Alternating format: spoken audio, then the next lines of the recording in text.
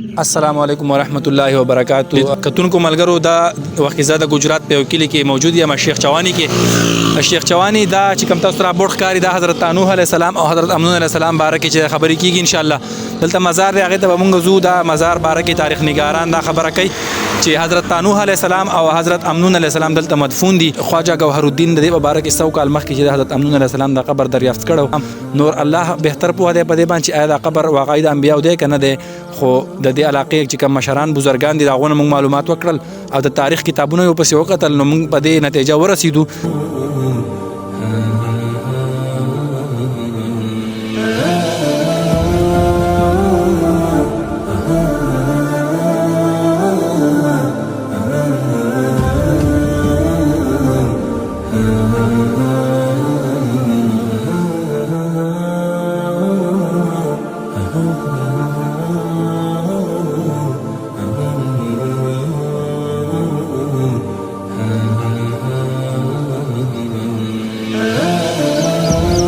دا مونږه تقریبا 2 کیلومتره لار واله او دلته راورسېدو نو دا اوس دوه مزارونه دي یو د حضرت نوح علیه السلام یو د حضرت امنون علیه السلام دی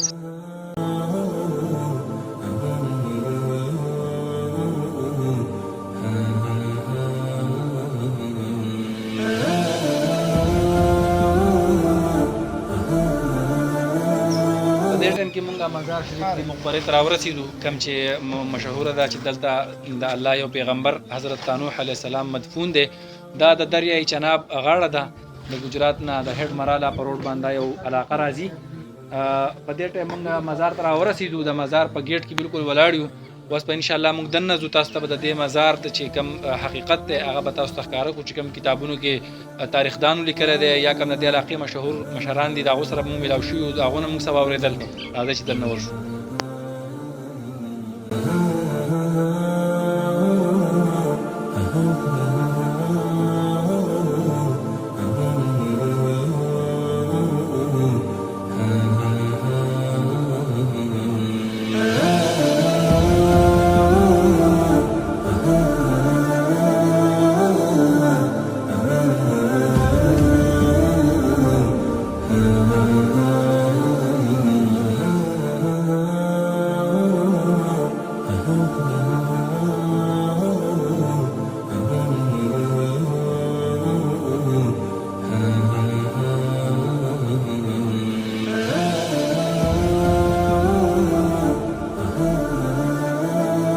مبارک د حضرت نوح علیه السلام کوم چې د حضرت سیدنا ابراهیم علیه السلام په اولاد کې راځي چې د هغه سلسله حضرت نوح علیه السلام ته نون علیه السلام ته ورسېده نو حضرت نون علیه السلام بیا یو بچی حضرت نوح علیه السلام بل حضرت امنون علیه السلام د هغې دواړو قبرونه دلته موجود دي لږ په فاصله کې حضرت امنون علیه السلام دی دلته دا د حضرت نوح علیه السلام قبر تقریبا 9 گز په لمبایۍ کې موجود دی دا